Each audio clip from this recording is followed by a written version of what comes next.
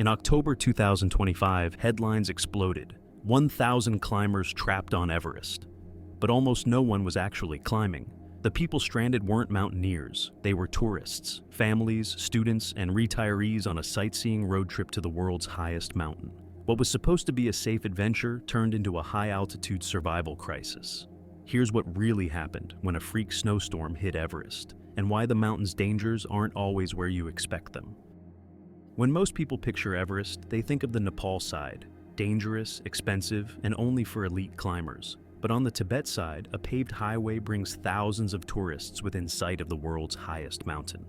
The north face is colder, windier, and much emptier. Some expert climbers try this route, but it's become incredibly popular with a different kind of visitor: tourists.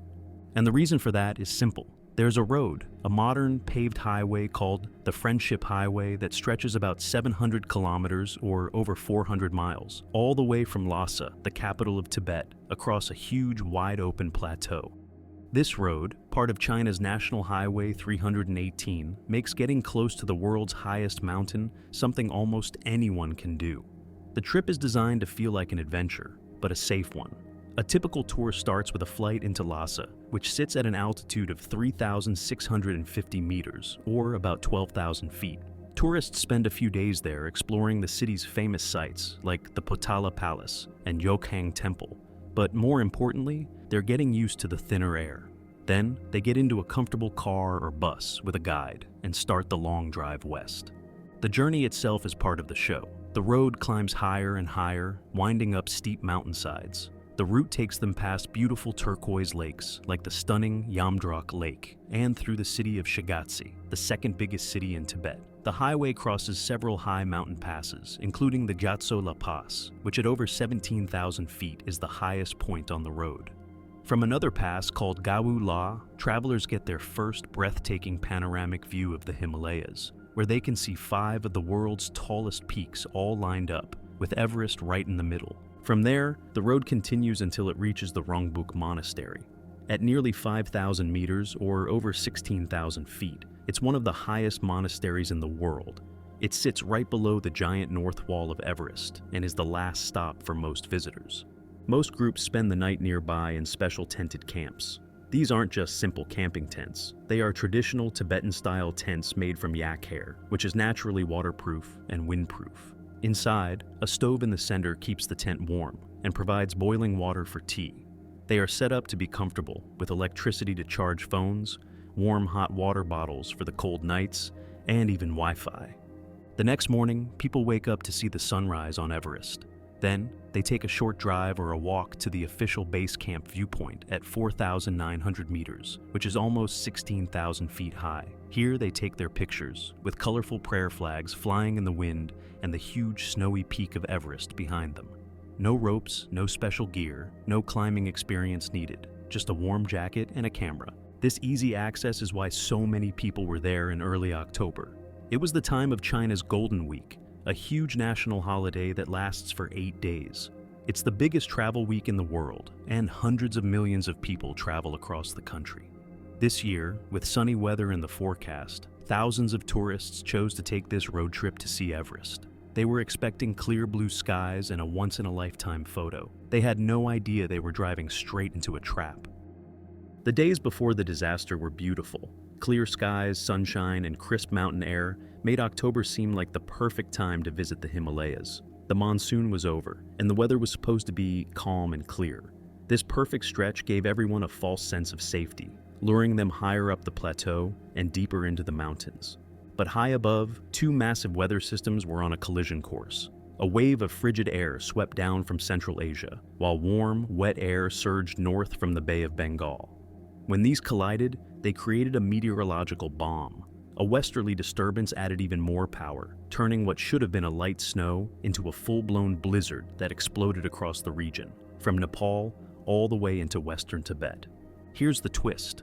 Some people knew it was coming. Professional climbing teams pay thousands for specialized weather reports from expert meteorologists who track the mountains hour by hour. These experts analyze multiple models, the jet stream and cyclones forming in the Bay of Bengal. Their forecasts were flashing red. Heavy snow, high winds, and a sudden temperature drop were on the way. The pros got the warnings. On nearby peaks like Cho-Oyu, expeditions saw the forecast and immediately retreated from high camps, racing down the mountain to safety before the storm hit. So why did hundreds of tourist cars and buses keep driving straight into the storm? The answer? Most tour companies selling these scenic trips don't use the same expensive, specialized weather services. Tourists and their guides likely relied on public forecasts, which aren't detailed enough for the fast-changing weather in the high Himalayas. Some smaller teams just watch what the big expeditions do and follow them. But on the tourist road to the north side, there were no big expeditions to follow. No emergency texts, no changed plans, no backup. While the expert climbers were running away, the sightseers, unaware of what was coming, kept heading straight into the trap. The snow started on the evening of Friday, October 3rd. At first, it was just light flakes, nothing unusual at this altitude. But a 32-year-old guide named Xu Wei sensed something was wrong. He'd seen mountain storms before, but this snowfall was something else. By 8 p.m., the snow was already up to their knees, and it didn't stop all night. Within hours, everything turned to chaos. The wind began to scream, reaching speeds over 100 kilometers an hour, more than 60 miles per hour. But this storm brought something even more terrifying: thunder and lightning. The sky lit up with flashes and thunder cracked overhead. At this altitude, lightning is rare and dangerous, and it left people too scared to sleep.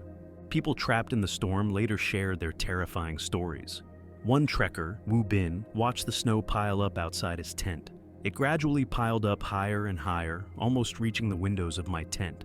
That's when he knew things were getting serious. Another tourist, Eric Wen, said his group couldn't sleep all night because the snow was so heavy.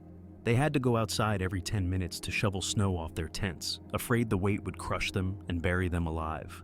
Some groups, with no shovels, used cooking pots to dig themselves and their tents out. The cold was brutal. Trekker Chen Geshuang said it was so wet and cold that hypothermia was a real risk. Her guide, a mountain veteran, told her he had never encountered such weather in October. One woman, who had been to the Himalayas a dozen times, told the BBC she wasn't worried at first. But when the lightning started, she realized how dangerous it really was. Outside the tents, the world disappeared. Visibility dropped to almost zero. In some places, you couldn't see more than a meter in front of you. The roads and trails that had brought them there were completely gone, buried under a thick blanket of white. The easy path to Everest had become a frozen trap. When the storm finally stopped and the sun came up, the people who crawled out of their tents saw a completely different world. Everything was buried. More than a meter, over 3 feet, of heavy wet snow had fallen in just one night, covering the entire Everest National Nature Reserve. The convoys of buses and jeeps that had brought them there were now stranded, stuck in deep snowdrifts. Many tents had collapsed under the weight. Power lines were down, so there was no electricity. Cell service was dead. They were completely cut off from the outside world. But the snow and cold weren't the only dangers. The biggest threat was one they couldn't even see: the altitude. Trapped at 4,900 meters, 16,000 feet, the air was thin, with much less oxygen to breathe. For people not used to it, this can cause altitude sickness or acute mountain sickness, AMS. Even the strongest hikers can get very sick. It starts with a pounding headache, then nausea, breathlessness, and exhaustion. If you can't get to a lower altitude quickly, it can become deadly. The sickness can progress to high-altitude pulmonary edema, HAPE, where fluid fills the lungs, or high-altitude cerebral edema, HACE, where the brain swells. Both can kill in hours. For the hundreds of tourists trapped in the snow, there was no way down. The true danger became clear when authorities later confirmed at least one person had died, a local mountain guide working in the Everest area. Reports said he died from a combination of extreme cold and high altitude. For the tourists, this was the moment the terrible reality set in. Their fun, scenic road trip was over. They were no longer sightseers. They were now in a high-altitude survival situation. The comfortable cars, the Wi-Fi, the hot water bottles, none of it mattered. They were trapped on the roof of the world, getting colder and sicker, waiting and hoping that someone, somewhere, knew they were there and was coming to help. As soon as the news got out, Tibet launched one of the largest high-altitude rescue missions in history. More than 1,600 people were sent to help. Soldiers, firefighters, mountain police, and local guides who knew the area better than anyone. But there was a huge problem. At 16,000 feet, the air is too thin for most helicopters to fly safely. The rotor blades can't get enough bite on the thin air to generate lift, and the engines lose power because there's less oxygen. The weather was still too dangerous, with strong, unpredictable winds and the risk of ice building up on the blades. So the entire rescue had to be done from the ground. Rescue teams pushed forward on foot through deep snow and freezing cold, every step made harder by the thin air. They used drones to search for heat signals from stranded people and vehicles, but most of the work was done the old-fashioned way, with pure human strength and courage. The true heroes of this rescue were the local villagers. Hundreds of them headed up the mountain, bringing yaks, horses, and oxen. These animals are built for the high mountains. Yaks have larger lungs and hearts, and can survive in temperatures as low as -40 degrees Celsius. They walked through snowdrifts taller than the jeeps they were trying to rescue. Guide Shu Wei said that when the yaks were brought in to clear a path, it made progress much faster and helped everyone get out sooner. For 3 days straight, rescue teams worked without stopping. They dug through the snow by hand to reach buried cars, pried open frozen doors, melted snow for drinking water, and built fires to keep survivors from freezing. The evacuation was slow and dangerous. The first group of 350 people was finally brought down to a small town called Kudang on Sunday. It took even longer to reach others trapped farther away. As the exhausted tourists were brought down, local villagers greeted them with warm, sweet tea, food, and a place to finally get warm. In the end, the rescue was a remarkable success. By Tuesday, all 880-plus people, including 580 tourists and over 300 local guides and yak herders, were brought down from the mountain to safety. The survivors were exhausted, weakened by hunger and altitude, and some were suffering from hypothermia, but they were alive. One hiker, Fei Fei, later told a reporter, "We had to constantly clear the snow from the tents, but I collapsed from exhaustion and my tent got buried."